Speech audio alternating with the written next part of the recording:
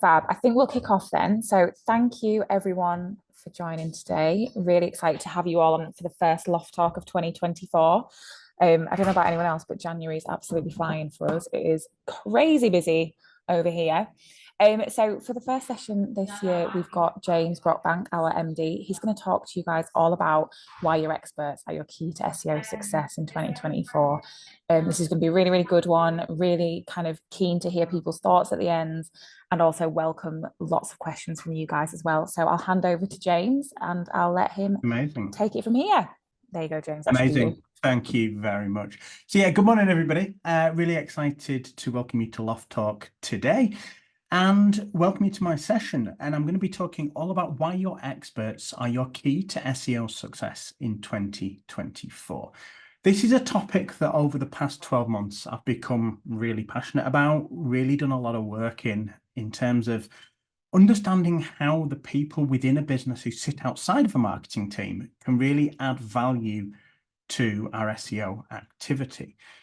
As a very, very quick introduction, my name is James Brockbank. I'm Managing Director and founder of Digital Loft, and I've been doing SEO since 2009, 15 years.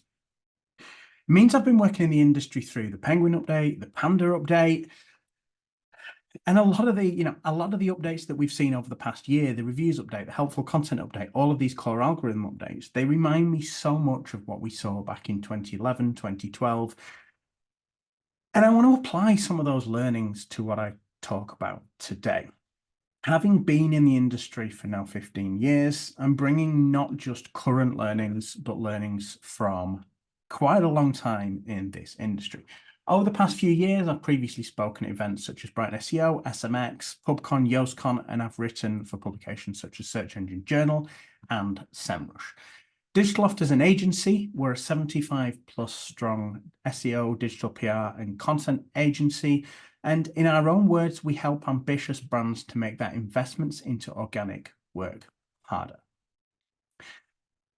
But I want to start the session by making a bold claim. Your brand's experts are one of the most commonly overlooked ways to demonstrate EEAT. EEAT is something that I'm going to keep talking about today. Why? Because it is so incredibly important. I think many of us within the SEO world, I know I was certainly guilty of this. When EEAT was first floated many years ago in the Google Quality Rater Guidelines, we almost had this opinion of, okay, well, if you're not in medical, if you're not in finance, then who cares? Google can't really understand who our experts are, how we're demonstrating. I think back then it was very much a case of, okay, let's put author pages, let's put author bios on content and all will be well. The Medic update happened, and I think it was a real sort of reality check for many of us in the SEO world. We sort of knew, and it reminds me back when Google started rolling out manual penalties just before the Penguin update. When Penguin happened, it's almost that Google had been warning of these things for quite a while. And we all sort of take this attitude of, yeah, well, this is what Google says we should do, but they won't do anything about it. The warning signs were there. Google had been saying for many years before the medical update, before last year's helpful content update, that expertise, authoritativeness, and trustworthiness, EAT as it was back then, matter. Now, if we look at this, one of the most impactful things we can do is leverage the true experts. But where I want to start is by breaking down the current sort of iteration of EEAT. Experience, it's the extent to which the content creator has the necessary first-hand or life experience for the topic. Here I'm relying on the definitions found in Google's Quality Rater Guidelines. Expertise, the extent to which the content creator has the necessary knowledge or skill for a topic. Authoritativeness, the extent to which the content creator or the website is known as a go-to source. And trustworthiness, the extent to which the page is accurate, honest, safe, and reliable. Words straight from Google's mouth. What we see in three of these, experience, expertise, and authoritativeness, is a reference to the content creator, the author of the content. And this is sort of where we start to open up the importance of leveraging subject matter experts within a business. Google is telling us that the experience, the expertise, and the authoritativeness of the people behind the content matters. But beyond this, and sort of answering that question on why should we care about EEAT and utilizing experts, there's so much evidence to suggest that Google's helpful content system, which is the system behind last year's and the previous year's helpful content update that saw so many sites struggle, has been trained on content with high or very high EEAT. Google has thousands of quality raters. They are humans who are tasked with rating the quality of search results. One of the things they have to rate pages and search results on is EEAT. Google has, without a doubt, and more came out in the antitrust trial at the end of last year, that Google is training their systems, especially the helpful content system, to reward content that demonstrates a high or a very high level of EEAT. Number one reason why we should care about this and why it's something that we should double down on, and how utilizing our experts can positively impact our search rankings. But then if we dive deeper into the quality rater guidelines, a lengthy document that Google Quality Raters use as almost a manual of how to rate page quality, we can take so much from just this one section. This comes from page 27 of the Quality Rater Guidelines. We can see here that EEAT can be broken down into content level signals, author level signals, and brand level signals. But what this is actually built off, what EEAT is actually demonstrated by, is a combination of on-page and off-page signals. In one slide, this is how we have to be breaking down EEAT. And there's one theme that runs through EEAT at all three levels, and that's subject matter experts. Leaning on the people who know a topic inside out, who are practicing a topic, who are working in that space day in, day out. In 2024, those people can be your secret weapon. They can help you to rank higher on the SERPs. And interestingly, as a bit of a side note to this, back in October last year, there was a big announcement on Search Engine Land by Jason Barnard. Jason, if you know him, has done some fantastic work diving into Google's knowledge graph over the past couple of years. And one of the things that Jason uncovered last year that he's dubbed the killer whale update is that between 2020 and 2023, the number of person entities in Google's knowledge graph increased by over 20 times. This on its own is demonstration that Google is working harder than ever to understand who the people behind content are. Now, we don't yet have too much insight into how this is being leveraged, but what we do know is that the number of knowledge panels being served has massively, massively increased. The person entities has increased, as I say, by 20 times. Google is working damn hard to understand who the people behind content are. And that goes hand in hand with EEAT. But why? Why is Google doing this? Well, in a sea of AI-generated content, as marketers, we have to help Google understand who is behind content. We have to showcase their experience, their expertise, and their authority. And even stepping away from SEO for a minute, this is the stuff that users expect. Take someone who doesn't have a clue how SEO works or even what SEO is, and they expect the content they're viewing and they're discovering through Google search is created by experts, by people who have authority, who have experience, not someone who hit generate in ChatGPT. What works for EEAT is really what users expect. And we have to stop straight up thinking about EEAT as a ranking factor, because it's not.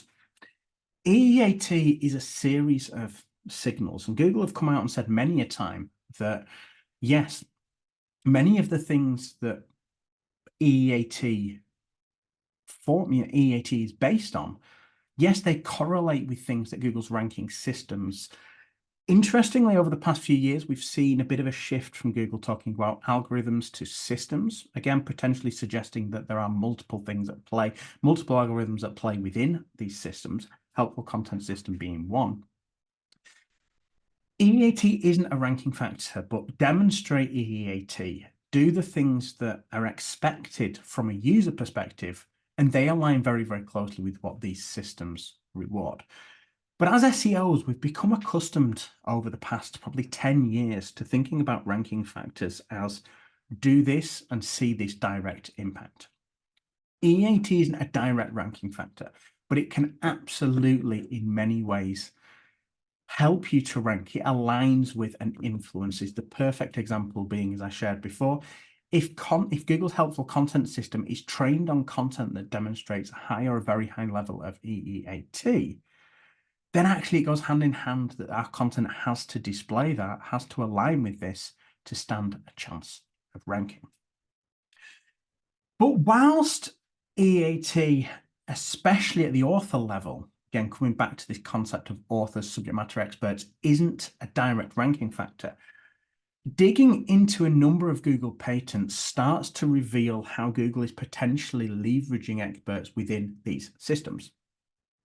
I first want to look at the agent rank patent. Now, this patent was filed back in 2000 but first, the application was first filed in 2005, granted in 2009. What this patent tells us is that agent rank is all about the identity of individual agents responsible for content and that how they can be used to influence search ratings. These agents are what most of us would call authors. This patent also talks about how multiple agents, multiple authors can make contributions to a single web page, where each agent is only associated to the content they provide. Again, back in 2005, Google had a pretty good level of confidence that they could, not necessarily that they were doing, but they could understand the individual contributions of sections of text. And that search terms, keywords, can be classified into topics, e.g. sport or medical. An agent, an author, can have a different rank with respect to each topic. This is very much this concept of authorship and author authority that has been talked about for many years. And it's here in black and white in Google's patent that Google at least has the technology, has the ways and methods to do this. And actually, it makes sense. An author that has authority in sports doesn't have that same level of authority in medical. They publish content on sports topics, and in theory, that content deserves to rank higher than if they were publishing content on medical. Topical authority to a certain extent, and this is very much breaking it down to the author level. And a great example Google gives here is that an agent that's responsible for an entertainment magazine can have a high reputation score. Again, they're talking about reputation here for content related to celebrity news, but a low reputation score for content related to medical advice. And that really the reputation or a reputation score of any author is a function of the reputation of the content and agents which refer to it. What that means in short is that Google knows how to understand the authority of an author in that particular topic and use that as part of generating some level of a reputation score for content. Again, this dates back to 2005, 2006. This is not new technology. But actually, the fact that we're starting to see these things sort of come true to light, again, we can learn so much by diving into the patents that Google has filed. And the other one that I want to dive into is the credibility of an author of online content. Again, we see this talking about the reputation score of an author, first filed in 2008, a couple of years after the agent rank patent. What this is all about is how many other online content items, how many other pieces of content of the author have been published. Has this author created one piece of content on a topic, or have they created 20, 50, 100?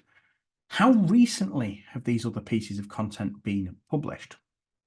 But also that a reputation score can be influenced and based on the previous reputation score as an author in relation to other content previously published.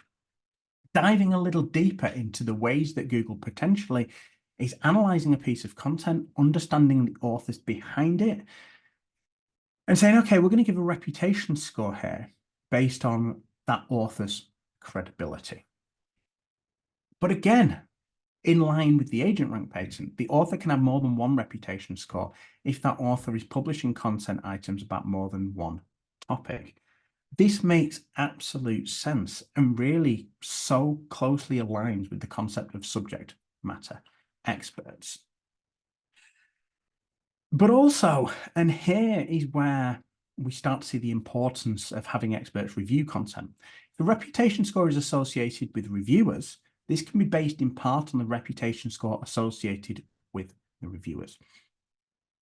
This dates back to 2008, 10 years before SEO saw the Medic update, where people started saying, okay, well, if we're working in finance, medical, maybe we should have a subject matter expert reviewing the content, marking that up on the page using schema to demonstrate that. This is not a new concept. And if we break it back, we can actually see this timeline of, okay, actually, well, there's every chance, certainly with the shifts we've seen on the SERPs, that Google is using this or similar technology to understand who our authors are. The credibility of an author of online content is about determining the credibility factor about an author and verifying that information. We can't just say, okay, this person who's an expert, but we've never actually spoken to, reviewed this content. There has to be signals that showcase, okay, this actually did happen. So what can this verified information be that almost validates who this author is? Information as to the author's membership in an organization, the author's employment for an employer and the relevancy of this, information about the author's level of education or training in a field and how relevant that is, number of other publications of the author that are relevant to the author's piece of content, and the number of citations to the author's content in other publications. We can infer from that that citations in this concept also relates to links.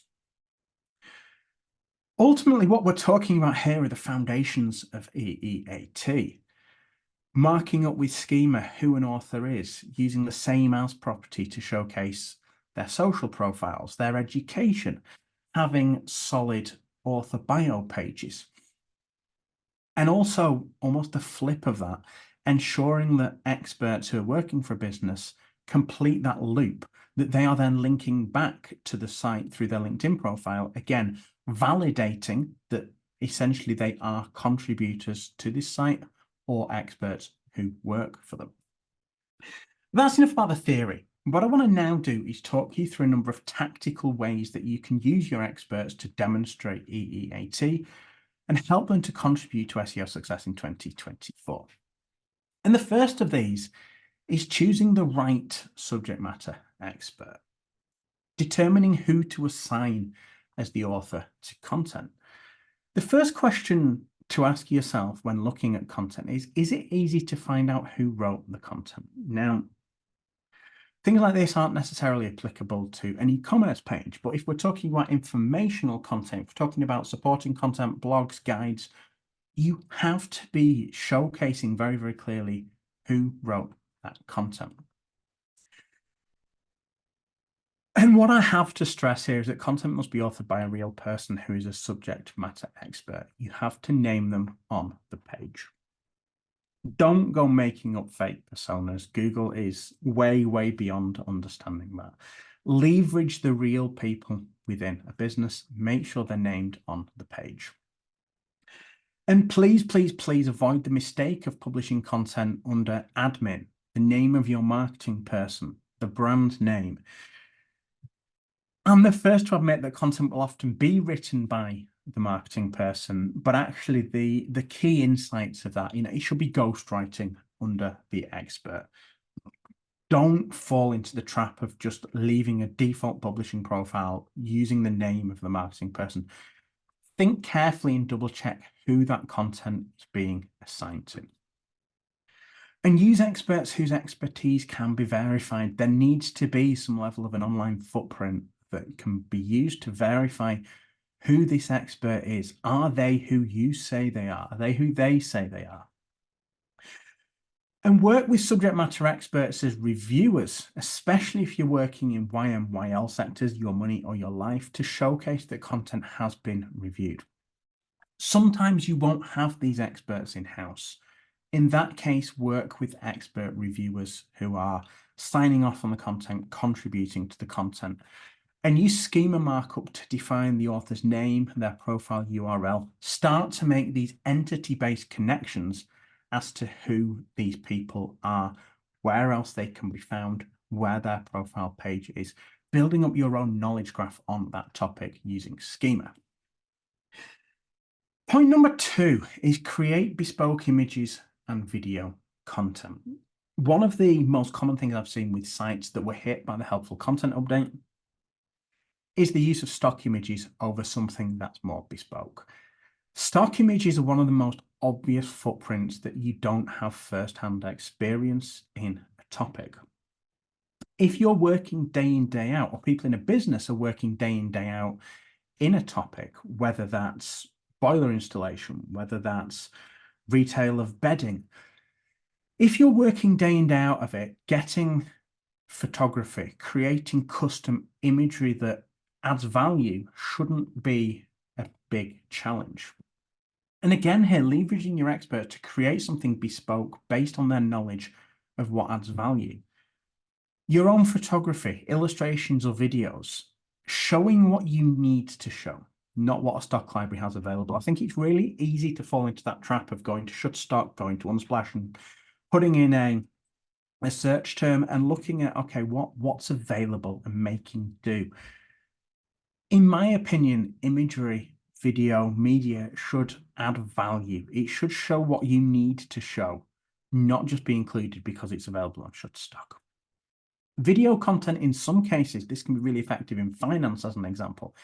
It can be as simple as your experts talking over key points. Some people would much prefer to consume content in video format, but actually, a quick Q&A with experts can go a long way to adding value. And where appropriate, use user-generated content, especially for e-commerce stores. User-generated content within reviews, within real-life use scenarios can go an awful long way to help to demonstrate this experience. And then maybe my favorite one to talk about at the moment, and what I quite happily tear a lot of sites apart for, is building better author bio pages. You have an opportunity. Building out author bio pages are completely within your control. They should not just be a grid of posts. These are an opportunity to create what is known as an entity home for that expert. And a great example here are the author bio pages on confused.com, one of the examples that I reference time and time again.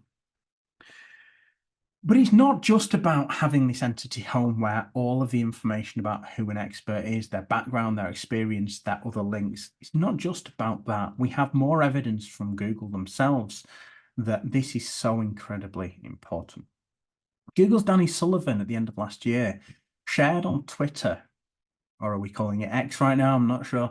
Some feedback that he'd given to Google engineers around a self-assessment tool on analyzing the impact of the helpful content system, helpful content update.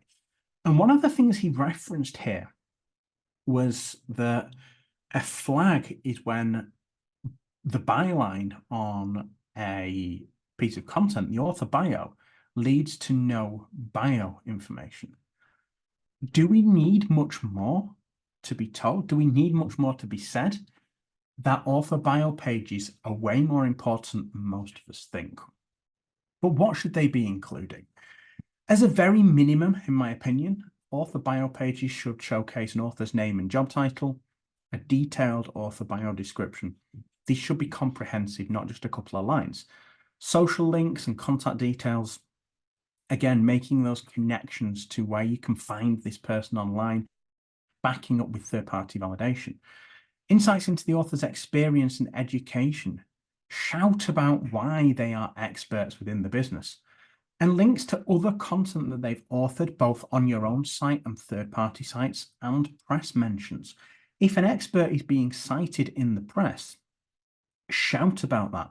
Make it really, really clear and really easy for Google to connect the dots as to who your people are and effectively where other people are shouting about them. This whole concept of on-page and off-page signals. It's our job as SEOs to connect the dots. But moving beyond that, schema, and in particular person schema and now profile page schema, it gives us a huge opportunity to help Google understand who these people are.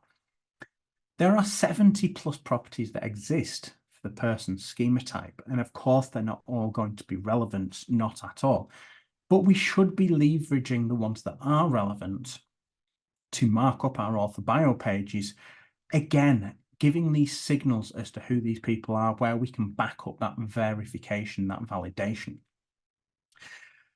As a baseline, name, family name, given name, a description, knows about. We have an opportunity to reference entities to showcase the topics that this person knows about. Same as referencing their social profiles, their profiles on other influential websites, alumni of, showcasing their experience. It's no surprise that these are the things that are referenced within Google's patent documentation around the credibility of online authors. We have the tools to demonstrate this, to double down on this, but these people have to be the experts. This comes back to the fact that we have to be using true subject matter experts here, not trying to fake it. But using these experts to publish multiple pieces of content. Is someone really seen as an expert if they've published one or two pieces of content on a topic? Not at all. You need to be carefully thinking about what content on your site your subject matter experts are authoring. There's sometimes a tendency to say, right, okay, this person will write this person will write that. Okay, but if you're a finance brand and you have a credit cards expert, a mortgages expert, publish the mortgage content to the mortgage specialist, even if they are maybe broader skilled. Understand how you are assigning content out. How are you building that author's credibility on certain topics? It's all about creating a footprint of content they've created, as I say, not just on your site, but across the web as well. Of course, it makes sense to start with your own site that is fully in your control, demonstrating a breadth of expertise, demonstrating that experience, that knowledge. Expand their published content beyond a few posts, but also look at how you can leverage thought leadership content.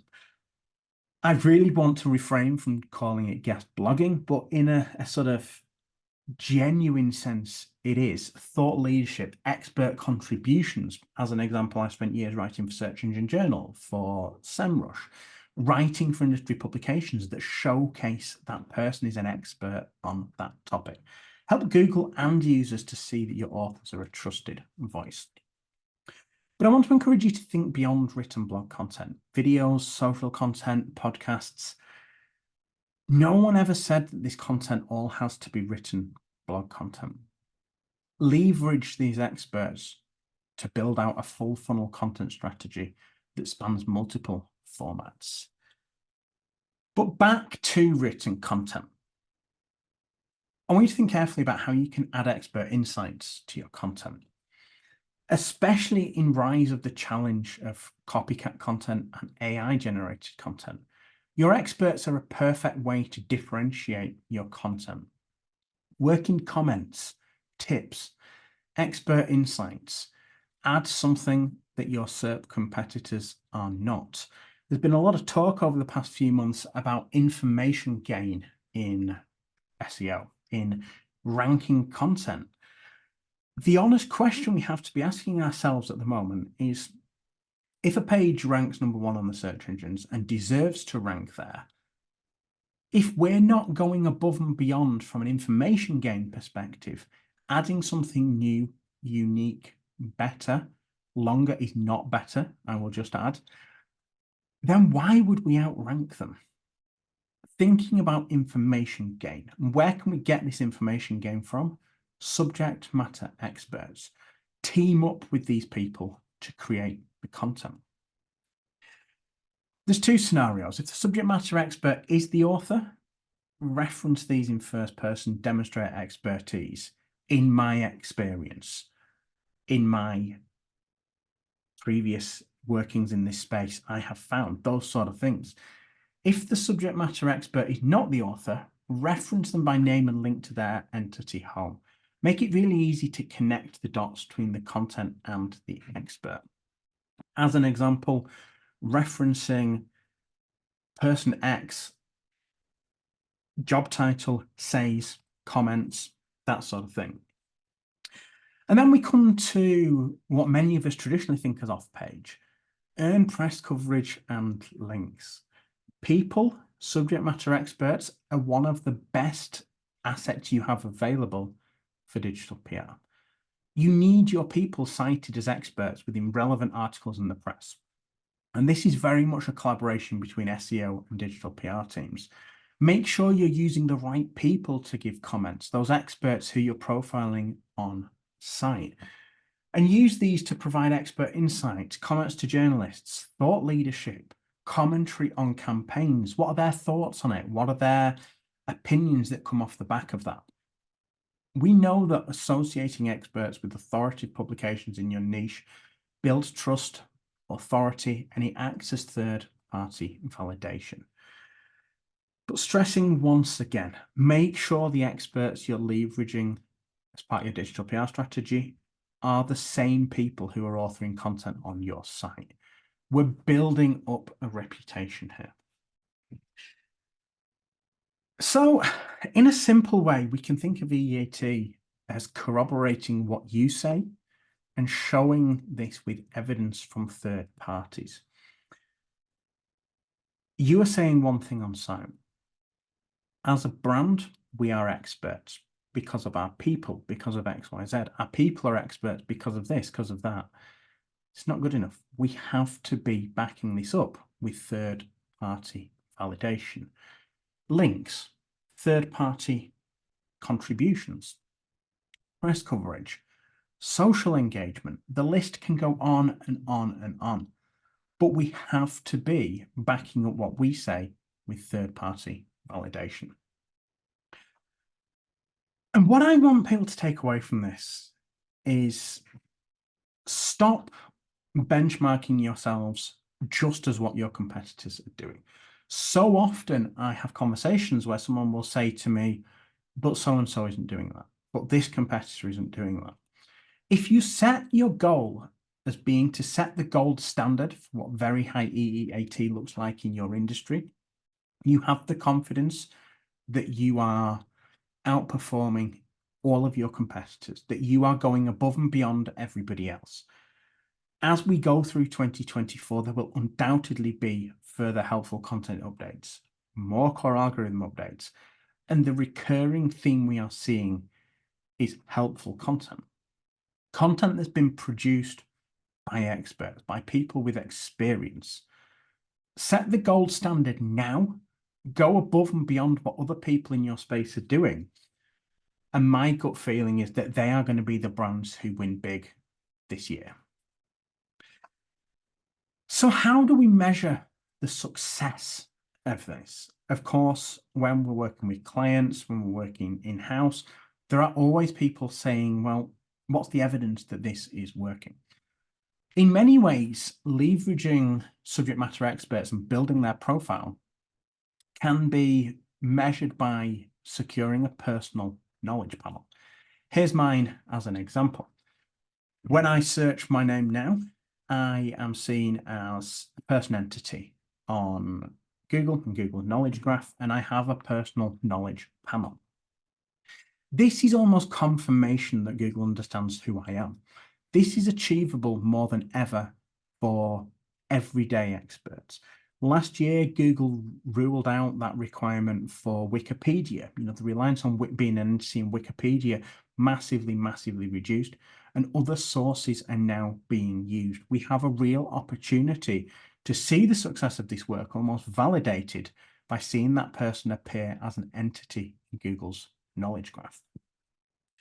But how do you do this? Well, Personal Knowledge Panel at the top end confirms that Google understands who your author is.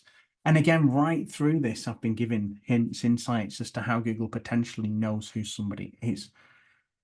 The Personal Knowledge Panel is the black and white proof on this. To become an entity in Google's knowledge graph, you need to define an entity home. In many cases, that's going to be your very high quality author pages, your author bio pages. It could be an author's personal homepage. Corroborate information from trusted and authoritative sources. Balance what you say versus what other people say. And there has to be this infinite self-confirming loop, linking both ways between the entity home and the sources. Hence why I said before, link out to content that the author has created on other sites, link out to their social profiles and reference that back, create this loop. That is ultimately how you are confirming who this person is and how the personal knowledge panel can be built off the back of that. It's not easy. I'm not going to make a secret of that. Earning a personal knowledge panel takes input from social, PR, thought leadership, SEO fundamentals. It's not an overnight thing. Typically, it can take 3 to 6 months of hard work on these sort of things to see a knowledge panel. If there has been previous activity, that can be brought forward. But if we're looking for ways to measure the impact and success that Google is now understanding who our authors are, this is it. And the question that I then get all the time is, what if your authors aren't experts? What if the person tasked with creating content is a marketing exec? If you're using a content agency? These sort of million-dollar questions that we're all starting to wake up to asking. What if we can't get that expert to sit down and spend half a day writing a piece of content? Then work with the subject matter experts. Leverage these people and work with them from the strategy phase. Honestly, they don't have to create the content from start to finish for you to leverage them. Use their insights at the strategy phase. Speak with these experts and understand the hot topics, trends, competitor content gaps, what's missing from competitor content. Use their expert insights to help you build out this content framework. Consider using your copywriters as ghostwriters, but use your experts to sign off on content briefs. Have them sign off that there's nothing missing from an informational perspective. Or have your subject matter experts review content and give their stamp of approval by name as a reviewer. If you can't, for whatever reason, ghostwrite under their name, then use them as a reviewer. Name the author and reviewer, include reviewed by reference in the schema markup. We've seen, looking through the Google patents, that this reputation score can be earned for content from reviewers. And to wrap up from me, just a couple of slides left, what do you do if you've been negatively impacted? One of the most common questions I get is, okay, we've been hit by the helpful content update. We've been hit by a core algorithm update. Where do you start, especially if you have that gut feeling that EEAT, to one extent or another, is one of the reasons? What I would do is understand where you've been hit. We know that EEAT keeps getting referenced. It's not part of only the helpful content system. It's not only part of the reviews update, the core updates. EEAT spans pretty much all of the updates that Google rolls out in one extent or another. Why? Because EEAT is a concept about really the way the systems are trained. Google is training the systems on content that demonstrates high EEAT. Yes, it makes sense that it is a significant part of the helpful content update, but core updates can impact these things as well. But as signals, not ranking factors, we can assume here that over the last few years, EEAT has seen more and more inclusion and has influenced updates in more than one way. Well, the first things to do are between Google Analytics, Search Console, and Google Search Status Dashboard, which is effectively where they're confirming algorithm updates, which update impacted your site. Now, to a certain extent, the way EAT is influencing the helpful content update is different to some of the core updates, different to the product reviews updates. As an example, product reviews update, one of the big things from an EAT perspective is experience. Has the product reviewer, has the review mentioned or referenced, does it demonstrate that this product was used, that this product was actually in front of the person reviewing? Helpful content updates, it's at a much broader level. Then understand what the update intended to impact. Analyze the winners and the losers in your own SERPs. Who won for the keywords of yours that lost visibility? Who won? Who lost? Start to break down what they're doing that you're not. What are the winners doing differently to the losers? I was looking at a piece of content yesterday, actually, for a client that we're consulting with. And one of the things that became very, very apparent is that the winners have no level of display advertising. The losers in this sector all had a really, really heavy focus on ads, which were almost making the pages unusable. It's a little bit outside of the straight up EEAT, but we can sort of come into the trustworthiness factor there. If the sole focus of a page is to drive revenue from advertising almost at any cost, can we really trust that page to be completely accurate? Can we really put our full trust in that? This is the way we need to be thinking. Look at what the winners are doing that the losers aren't, and you'll really quickly start to see trends. As a wrap up, I want you to think about finding your own EEAT opportunities. Ask yourself whether your site's setting your industry's gold standard for EEAT. Break down these signals to the content, the author, and the brand levels, and audit your site's EEAT signals at these levels against your competitors. Develop a strategy to improve where you're lacking. I can guarantee you that time invested into EEAT alongside subject matter experts will not be time wasted as we progress through 2024. But understand that it's not a choice between demonstrating EEAT at the content, author, or brand level. All three must be high priorities for your brand. That said, having spent the last few months auditing a significant number of sites, author level EEAT remains the biggest opportunity for most brands, followed by content level and brand level. Most real businesses, I use that term quite loosely, have got brand level EEAT nailed pretty well. Content level, we're seeing big improvements. Author level EEAT, leveraging subject matter experts, is still the biggest opportunity I see for most sites right now. If you are a brand who's watching this, we are currently offering a free EEAT scorecard report. This is a 75+ point EEAT audit that really dives deep into author, content, and brand level signals to understand where you could be doing better. If that is of interest to you, please do drop me an email, james@digitaloft.co.uk. And otherwise, thank you very much. And yeah, I welcome any questions that you might have. Fab, thank you so much, James. That was awesome. So thorough and informative. I do welcome any questions now. Just drop them in the chat. One that has come to mind is obviously making kind of impact is not going to be something easy, as you very clearly stated. But if there was one thing that you feel like brands could really focus on to maybe have the biggest or the quickest impact short term? Where would you say that would be for brands as they head into 2024? Yeah, of course. I think ultimately that starting point for many brands is to work the experts, work the opinions and insights of experts into their content.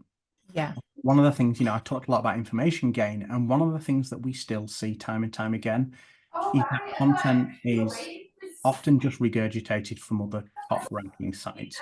We need to be looking at ways that we can add something unique and of value.